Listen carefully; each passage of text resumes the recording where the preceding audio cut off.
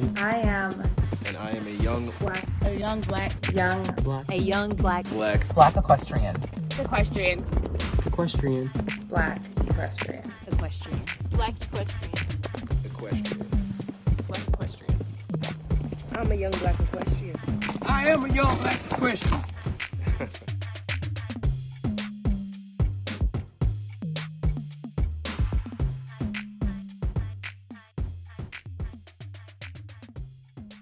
Welcome to another episode of Young Black Equestrians, sponsored by Black Equestrian Network, a modern-day green book for the black horse industry.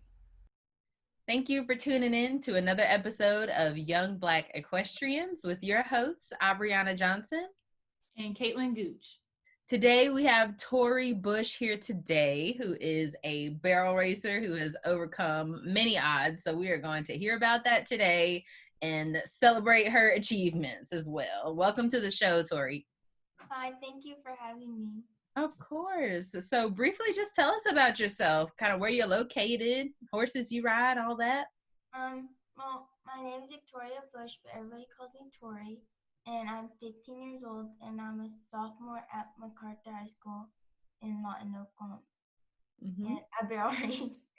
And I usually ride a horse named Deuce, but I started riding a horse named Woody not that long ago. So I ride two horses right now. Nice, nice. And what kind of horses are they? Deuce is an appendix, is it? Woody just He's a quarter horse. Yeah. Yeah. One's off the track and then the other's just quarter horse, yeah. Nice. Ooh. He Nice. likes them big. Yeah. Most appendix are pretty big. Yeah, he's like 16'3", so he's a big guy. Yeah, and he still gets down and around those barrels pretty good. Oh yeah, he's 17 and he's actually like peaking right now. So yeah, it's pretty awesome. Good. I know a lot of times people say, people try to rush the horses into work and stuff, but they don't peak. Like even jumpers, they're not peaking till like between 10 and 20. And So he got a late start. I think it was how old? 10. 10. So he got a really late start and yeah, and he loves his job. that's probably better for him than not, honestly. Yeah, he loves it. So how did you get into horses? My mom actually enrolled me in lessons to kind of help with my fine motor and gross motor skills and delays, right? Yeah, she was, and she doesn't know a whole lot about it. No, I don't want to like step in, but she doesn't understand like all the diagnoses that we got. And I never, even as a kid, told her why we were doing things. It was just something we did. So, but little things popped up. Like when she was a baby, she never sat up. Like you could sit her up and she would just fall right over.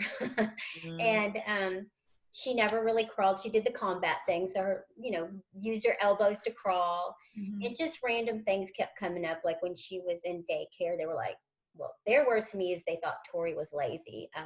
She won't do her zipper. She won't do her buttons, and it just kind of one of those light bulbs. And I'm like, wow, I need to go have her tested. And so from that point on, we were like, oh yeah, she's got fine motor delays, gross motor delays, coordination issues. And then we also got another surprise about her vision. I was like, and I'm a therapist, so I was shocked. I was like, how did I miss all this? And so being a therapist, and I work with occupational and physical therapists, I'd already known about horse riding being an amazing thing to help a lot of like handicapped and autistic children. And I grew up loving horses, never having any opportunities. And so kind of used that and put them together. And so just one of those things. Yeah, that's amazing. That's amazing that you can advocate for your kid and kind of say, okay, so I don't think she's lazy, but after I got over being hurt, like, right. How can you say that? Right. Yeah. That's awesome. So what are some of the challenges you faced, competing at such a high level? I feel like you've been competing for a while.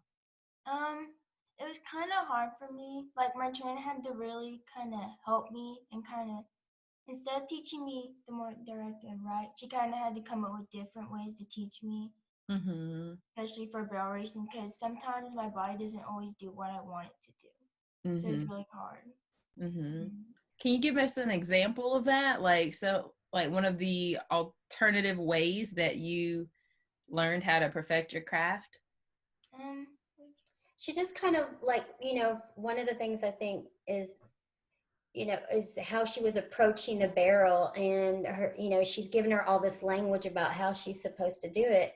And, she's like, well, Tori should be doing this with her hand and moving it down. And she's like, but I'm going to teach her to what did she say? Like over exaggerate this move to kind of go around it, because she didn't have the strength to kind of slide her hand down and pull in the reins. So she's like, man, I'm just going to have to teach her to go a little wide, and we'll deal with it that way. Yeah. And a lot of times it's just her trainer watching the video and going, okay, now let me imagine what it's like and let me see what's going on. And they just kind of take it from there. It's good that she can take the time to fit your needs. Yeah, she's been really lucky. And one of the vision things that she doesn't talk about is, I think in the first grade, another big eye opener, the teacher, she called me and said, Tori's crying. I'm trying to get her to copy this stuff from the overhead, and she's not keeping up, and I don't understand why.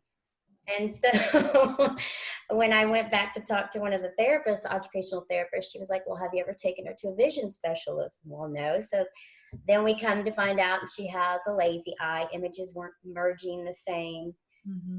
Something about the connection and how she saw it. And then when she would go to write it down on paper, she would lose it.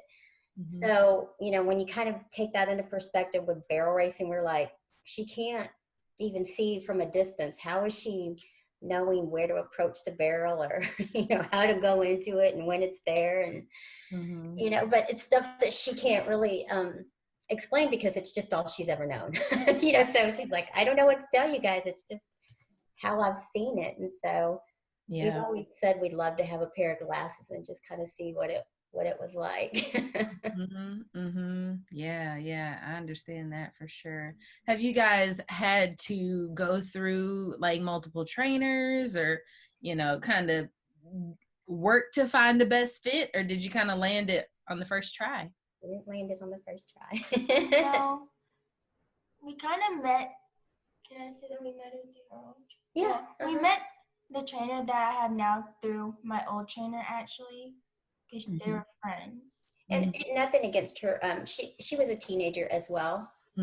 So it was kind of hard for her to grasp what was going on with Tori. And she would just have her do it over and over and over again, but not really understanding why she wasn't getting it. And the other girl who was older, her name's Angela, but we call her Rodeo Mom.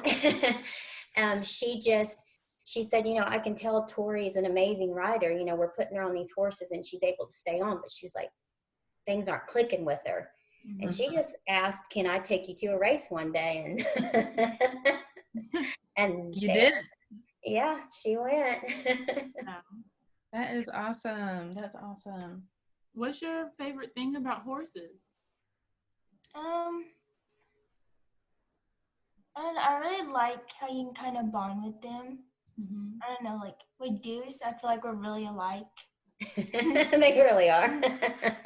Like with Tim, he's very dramatic. Yes, he's very dramatic. So basically, you're dramatic too. Yeah. Yeah, we call him our princess pony. So Barbie pony, yeah, Barbie horse. Yeah, he's. Give some examples like what he does. He's so quirky. Well, he doesn't like puddles. Like if there's a puddle, he'll try. Like one time he tried to jump over a puddle because he didn't want to step in it. My horse is the same way. My horse like the same thing. I think their legs get longer. Like their body will go over the puddle, but their legs will be like out to the side. Oh yeah, he won't like dark mats. Like she can be working him on the track and there was a darker patch of grass and he just decided he needed to jump over it. Oh my goodness. I mean, he won't, if it's raining, he won't come out. He'll like poke his head. He has to have all the fans pointed on him like he says. He's something, and he like, it like bugs and everything. He just is so dramatic. It's just unreal. He's just rotten. He's rotten. And we say he's absolutely, but he totally picked her. She was actually very scared of him. But I mean, those quirks will make you a better rider for sure. Oh yeah. Mhm. Yeah.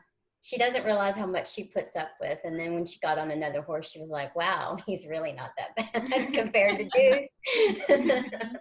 Now, how do Deuce and Woody compare? Is Woody an easier ride or just different? He's easier in some ways. Like with Deuce, you kind of really have to. It's kind of hard to get him in the pin sometimes, like the way I want. And with Woody, he's a lot easier to me.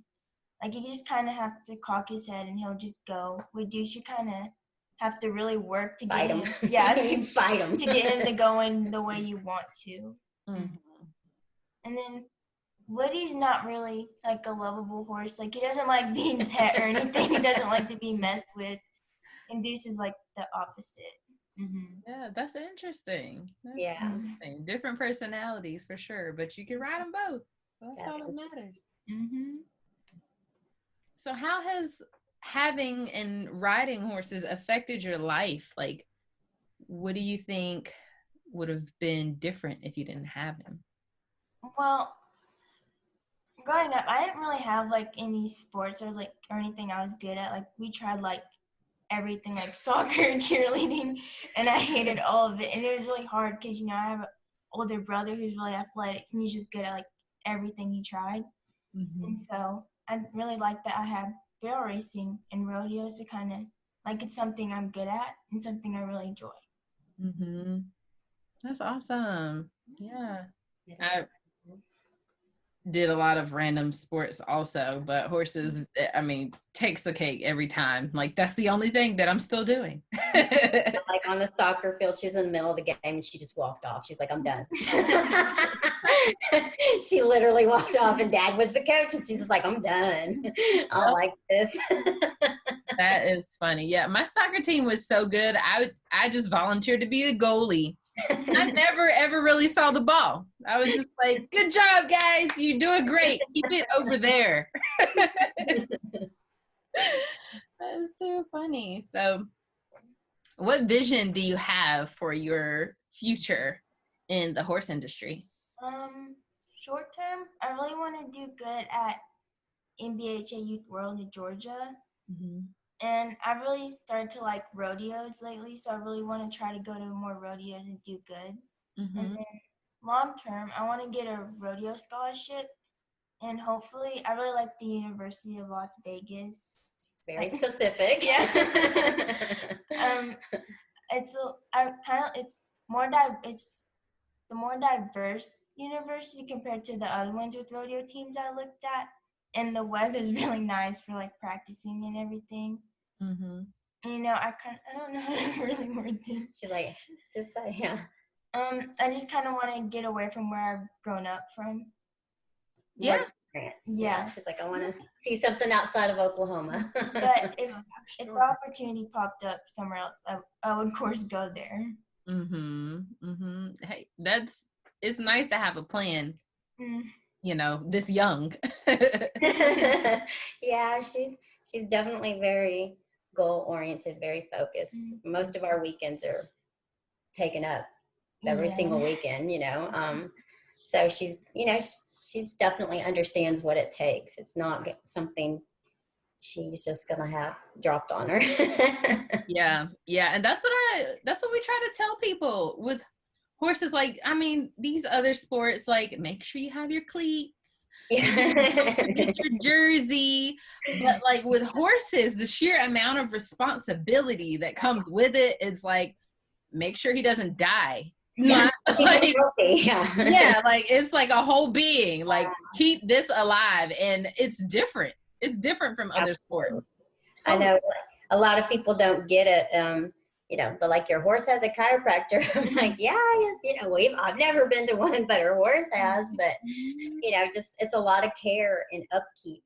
So that's why she's riding a second one. She's very well aware that something happens to one, she's got to be able to jump on another, and then we've got 2 other ones that her trainer's working on. So definitely not, like you said, you can't just go out and buy a pair of cleats and like, we're always thinking, can we keep them healthy? What can we do to not wear them down and things like that. So it's a lot of responsibility. What are you looking at as far as career options? I actually want to be a nurse. Ooh, that works. My neighbor is a barrel racing nurse. Really? It happens. Yes. The only problem she's having is coordinating the colleges that have nursing and college ready. That's something we've been kind of surprised about. That's maybe a little bit limiting as far as, but things can change. She's gone from a vet to a nurse. Who knows? She's got how many more? 3 more years. So. You got time to figure it out. Oh, absolutely. Caitlin, do you have any questions for her? I was gonna ask, you mentioned that the trainer's working with 2 other horses. Just thinking long term, do you think you'll want a lot of horses one day? I don't think I want a lot of horses, but once I'm like older and out of college, I do want some horses so like I can kind of teach barrel racing to like my kids, so they'll kind of continue that, so we can have that in the family. Because like right now I'm the only person that does that, and I want to continue that. We're the first persons, and on either side don't own horses, and really, I mean, people are like, oh, we used to have, something, but so yeah, I'm excited because that's, I think, something neat. I said that I hope kind of carries on, and and she can kind of keep going, because it's been, everybody's like, oh, your mom must ride. Nope, no, mom doesn't ride. Mom doesn't. Mom can sit on a horse and go around the trail, but that's about it. So we've talked about it, and I think it'd be something neat that she can pass on and kind of keep that going. Yeah, the one thing about horses, they usually don't go away. I don't think so. I don't see that out. I hope not. Yeah. We've talked about land and everything like that, because we don't even have horses with us. Like, we're, in the city, and so we've just been lucky with people always surrounding us that have just really thought that she was special enough and that want to help. So very blessed. Yeah. Do any of your friends ride horses? No. Most of them don't even know she barrel races. Oh, what? Why don't you tell them? Well, they know. Well, they know now, but it's not anything she's ever really. She's just different. She's very quiet. I'm like, you're pretty bad at this, aren't you? I'd be like, I'd be posting it all over. And she's like, oh no, Mom, never know. yeah, because you are doing great. I saw the last video Thank you. that your mom posted, and we were talking about it this morning. Just a minute. Yep. And I think it's so funny. I think that it might be like a quality of horse people. Like, if your horse friends are not, or if your friends are not already horse people and they don't understand, it's like, that's kind of her. like, what are you doing this weekend? Oh, I'm busy, but I only have like a show to do, like a rodeo. And thinking back, like, only my family was at my horse shows. I didn't invite my friends. No, she doesn't either. Sometimes to rodeos, but not really. Yeah. That's she just just got around to doing rodeos because just with the vision thing, the night, her eyes just going, when you're going from being dark and then all of a sudden in the light. But she's finally kind of worked around that and got over that fear. So now she enjoys rodeos. Before she was like, I don't want to do them. And now she feeds off the crowd. Don't let her tell you otherwise. So what are some suggestions or some advice you can give to someone who's having, physical difficulties, or, having to overcome something to become a better rider?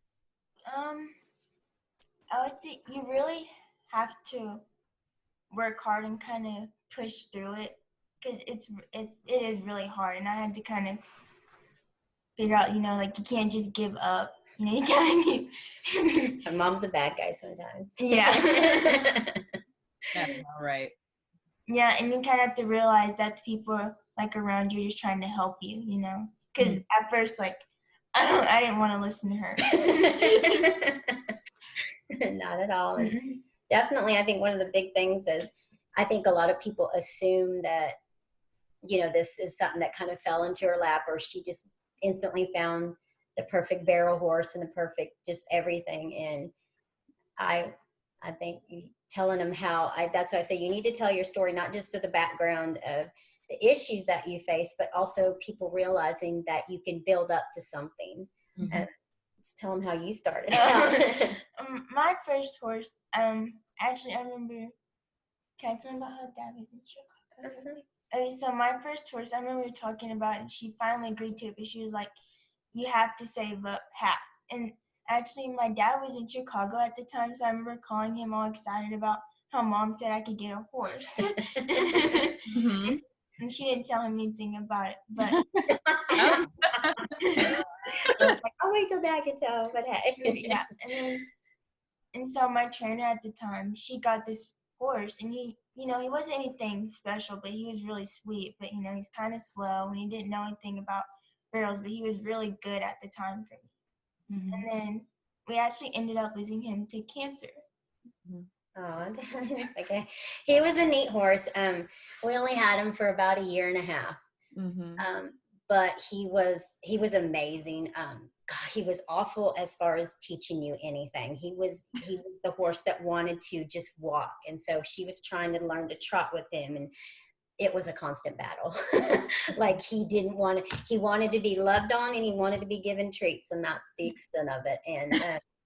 And about a year into it, we found out he had cancer in his eye, and we did surgery. We removed it because they said if we removed it, he'll stand a really good chance. But it actually made it worse, and then it spread to his bone. But what I told her, as I said, people, I think it's important to share because, she didn't start out with a perfect horse by any means. I mean, he was horrible when we first got him. He was skinny and bony, and her first trainer actually kind of rescued him from a situation, but he was gorgeous as far as a horse. He just wasn't anything special. And, I said, I think it's important for people to understand that, sometimes you have to work for something, and it's not even going to go the way you planned, because she, after that, got another horse, Buttercup, that was awesome, but also stubborn. Yeah, she really made me really work for stuff. She would rather run her into a fence than go anything faster than a trot. Like she literally would go to the fence and try to run her into it. Oh my goodness. But she worked through it, and that's what I told her. I said, I think that's really neat, because how many horses until you got to your first barrel horse? 3? Yeah, 3. 3 horses. So, and it was just, she would put more time into them, so they would be better, doing parades. And so, she built them up to better horses so that when we sold them, they could do a lot more things. Mhm. And then so it allowed us eventually to work up to her first barrel horse. Mhm. That's good. What, I don't know if we've asked, what made you choose barrel racing over all of the other disciplines? You did play days. Yeah, I actually started out with play days. Have What you does guys that mean? No. It's like a bunch of different games. So it's like, what you do with your horse? yeah, Oh, Pony Club. yeah. Yeah. So there's like poles, there's like and barrels, and a bunch of different other games that you do. Mhm. And I did that for I think 2 years. 2 years. Yeah. 2 years, and then once we kind of got the trainer I have now, that's when I really started barrel racing, and she took me to my first barrel race, so that's why I started. Go ahead and barrel tell them racing. why you like that first barrel race. What got her hooked? Oh, because I won money at my first barrel race. She actually got 2 checks, and she was like, we're at the play days. I think you got like. Well, not even at the play days. Like you only got stuff at finals, which was like trophies and medals, and if you got first, you got a buckle. But I actually got my first buckle from pole bending there. Yeah. Nice. But Well, it seems with like the money. Don't let her tell you otherwise. She liked those 2 checks she got. Yeah, the first time your horse wins you money, it's like, finally, you are worth something. The funny thing is her trainer kept saying, don't, hey, that's beginner's luck. Don't get used to this, And then I think it was maybe not until you like 5th race before she actually didn't want to check. And then, yeah, she was devastated. Well, wasn't it when I started riding dues? Yeah. Yeah. Yeah. Yeah. Because that first, my trainer told me I have to work if I wanted to start riding, a barrel horse. So we had this horse named Barney. He was pretty good, but you really had to push him. But he was good. He was a good, like, horse to learn barrels on. Mm-hmm. Well, I know winning money is like that changes the game. Yeah, like she can have what she thinks is not a great run, and we all joke about that, about her not so great runs usually have won her the most money. So yeah. Hey, if it goes like that, then just keep going. Yeah. Do you rewatch any of your old runs? I do, to kind of see. I usually watch them to see what I need to work on, and usually after I run, we kind of go back with my trainer. We usually go back and watch them and slow them down and see what needs to be worked on for next time. Mm-hmm. We laugh about her really old videos, though. Yeah. Like, can you see a lot of improvement in them? Well, that's great. I think one of her first ones on Deuce, we were joking around that he kind of bounced off all the walls. Yeah, and Woody. It was his Yeah. name. Oh, her first time with Woody was pretty. Well, yeah, it was at a junior high rodeo, and I was supposed to ride Deuce, but he ended up coming up hurt the night before, so I had to ride Woody, and I barely rode him before. Yeah. And so when I ran him, I bounced off all the walls. It was not pretty at all. Oh, but did you win a check? No, No, not on that. We were trying to find something positive. Hey, you stayed in the saddle. You didn't fall off. But her time actually was almost as good as her trainer's time on the horse, but it just was horrendous on video. And she's always been a person that she just wants everything to look just right. She's like, one of her things, if people are going to stare at me, then I need to give them a reason to watch me next time. It's just I feel like if I do bad, that just proves them right, that I can't ride. Mm-hmm. So that's why I'm really hard on myself. Yeah, I can understand that. I feel like it's a horse person quality as well. Perfectionism, and especially when you compete. Definitely. Yeah. She's got an edge to her that she doesn't acknowledge, but yeah, she's competitive. You want to be the best, and whether you're competing with someone else or just competing with your last run, it's important to acknowledge where you came from so that you continue to improve. And one of the unique things, and we don't know a lot about English, but I think in barrel racing, just like her race yesterday, there's no lines or clear distinctions if you're a pro barrel racer or not. They don't keep it unless you go to a pro rodeo.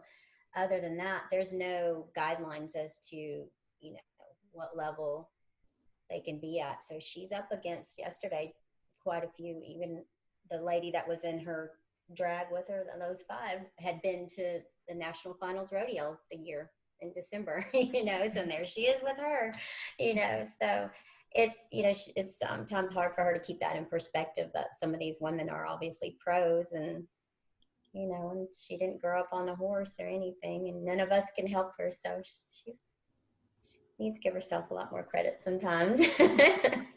Yeah. We were just talking about earlier, after we watched your video, like the process and how to get to the NFR, or for people who aspire to do that. And because I wasn't sure how that worked initially, but looking it up on their website, looks like you just attend rodeos in their tour. Yeah, nonstop. Yeah, like pretty much as much as you can, because it's off of your earnings. Yep. Throughout the year, and then whoever has the highest earnings gets to go to the NFR. Yeah, it's pretty crazy. It's very intense. A lot of people ask her if that's something that she's aspiring for, and she'll tell them flat out, no. It's just most girls that do it. They have a lot of a team, I guess you could say, a team. Somebody's driving the horses to the next rodeo, and you may be catching up on sleeps, and people just think, oh, you just kind of go around the nation, and it's so much more than that, and she'll tell you, I want a life. Yeah. Yeah, I don't really like the constant traveling. Yeah. I was looking at the locations, and we were like, what is AB? What state is AB? And then I was like, oh wait, that's Canada. Yes. Yeah. Very- It's a big one. I think that's Calgary, isn't it? Is Calgary out in Canada? Yeah. Yeah. So I can see how that's literally like your job. Like that's a job. That's lifetime commitment. This is what you're going to do for the entire year. Now, the lady that she was in the 5, because they were taking them in 5s, the pro barrel racer that she was up, she literally drove in from Arizona that night and was there the next morning competing. She went to a pro rodeo out in Arizona, and so I'm like, and that's her life. Tori's like, she likes to sleep a little bit. So. I like to sleep a lot. This girl can fall asleep on a dime in the trailer, let me tell you. Yeah, I completely agreed. But that's good. I think it's still admirable to have goals with your horse and it not necessarily be like, I want to go to the highest level competition ever. I just read an article about that, but it was a jumper article, and the title was like, I don't think I'm gonna jump any higher than 3 feet, and I'm okay with that. Yeah.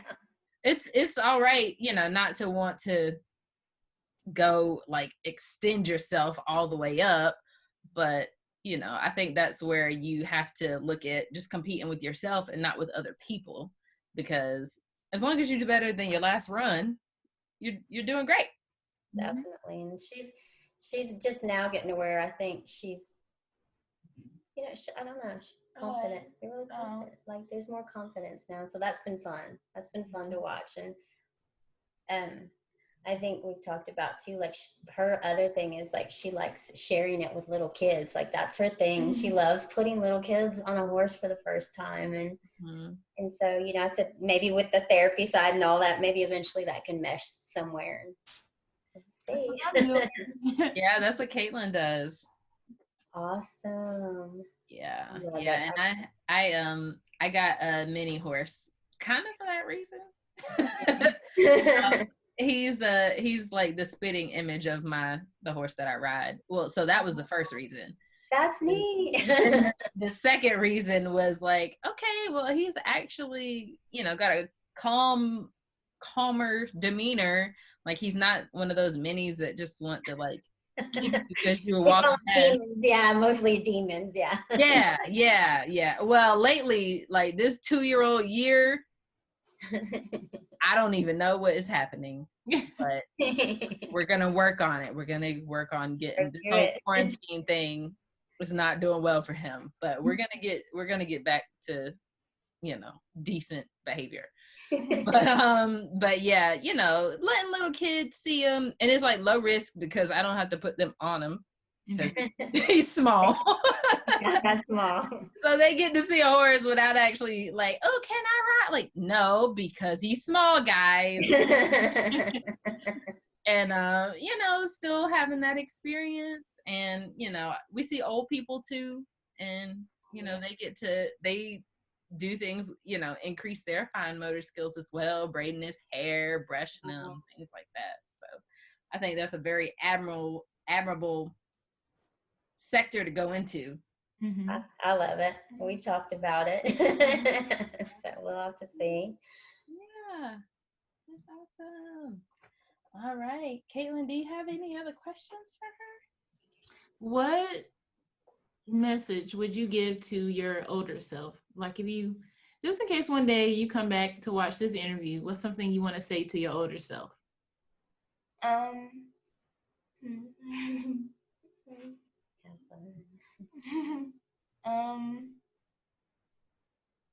would say,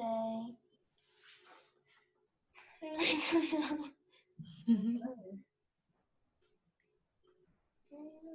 You can't just say have fun. Yeah, you really can. Have fun. I'm like, I think sometimes she's very serious and stuff, and I think now she's really starting to take in a lot of just the whole atmosphere of stuff and really kind of enjoying it more, I guess you could say. Yeah. Mm-hmm.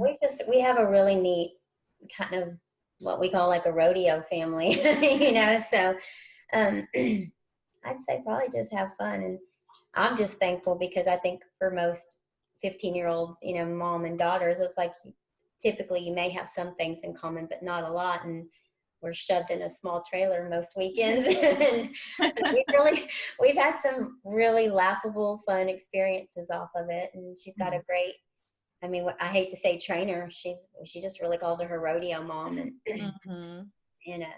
her name's Angela. But I think she's really starting to realize that it can be fun and things don't always have to turn out perfect, and it still can be rewarding. So Yeah. She's getting it now. It takes some time. Oh, definitely. And like you said, I think it's just a personality of people when you get with horses and when you decide to compete, there's a certain common personality there. And you're just always wanting to fix something. Mm-hmm. What advice would you give to other people who are aspiring to be barrel racers? I would say you really have to work your way up and you have to really work hard because it's not as easy as it looks. And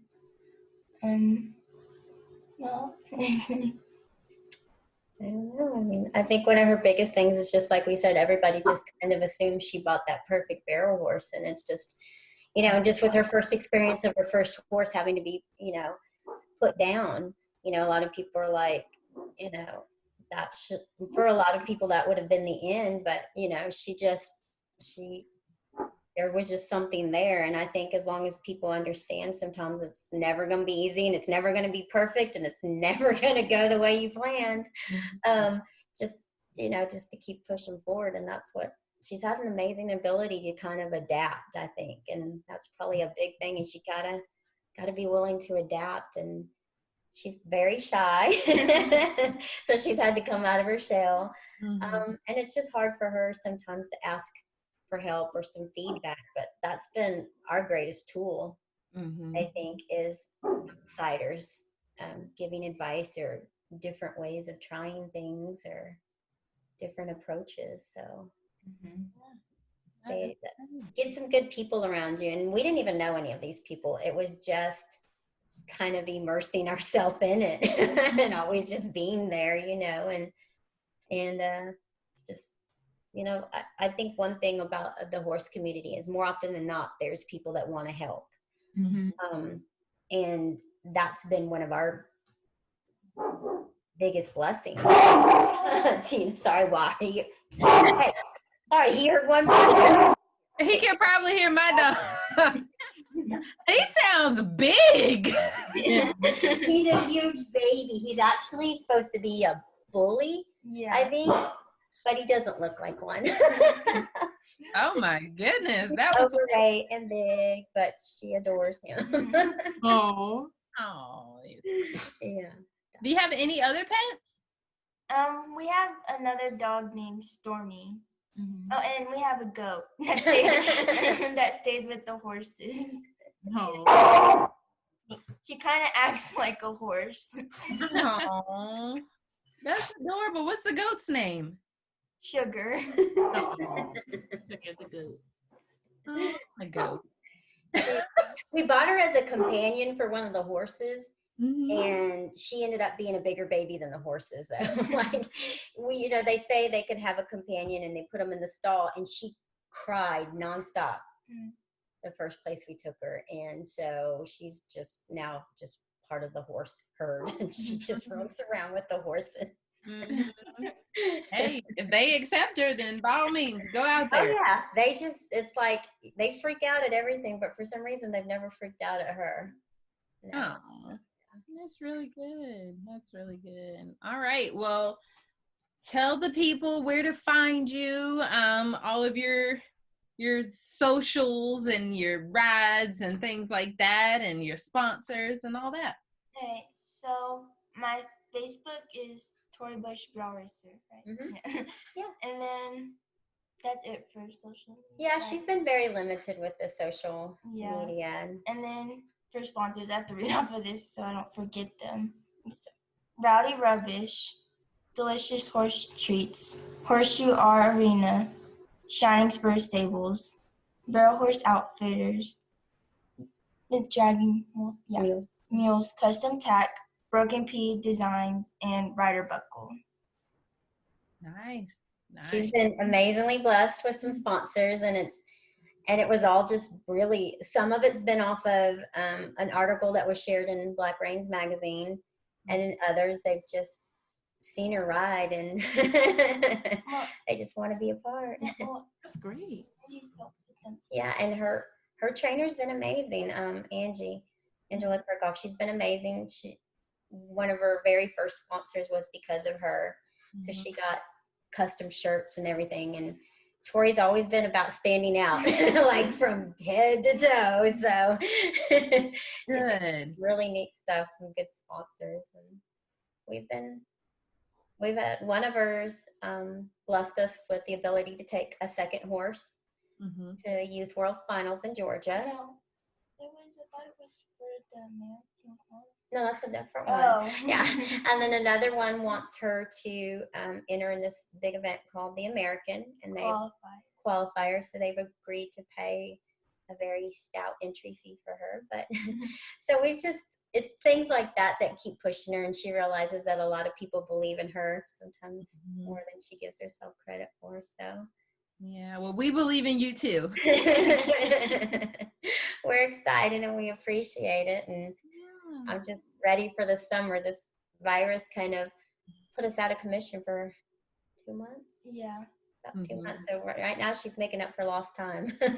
We did 4 events last week, and now we're going to get rain all week. So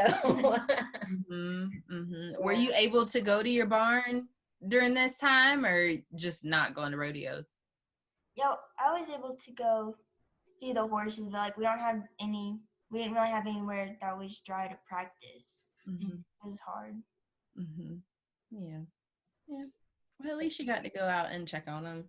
I know she kept them exercised and everything, but just with barrel racing, it's just tiny little things constantly, and so when you're not able to actually go into a race and put that all, it just kind of, I don't want to say it set her back though, because we've been amazed at what she's been doing with all these races. So we had one race with their first gray horse where she just laughed and said, "Let's just go," after it was done. But but she's been doing pretty good. Yeah. Well, that's good. Well, thank you so much for taking time out of your day today, your Memorial Day. Hopefully we didn't take you away from any good food that's happening. No, not yet. Well, all right. You guys have a fantastic rest of your day, and we will let you know when this episode's going to go live. Awesome, you guys, and we appreciate your time. Thank you. Thank you so much. Have a great night. Bye-bye. Bye.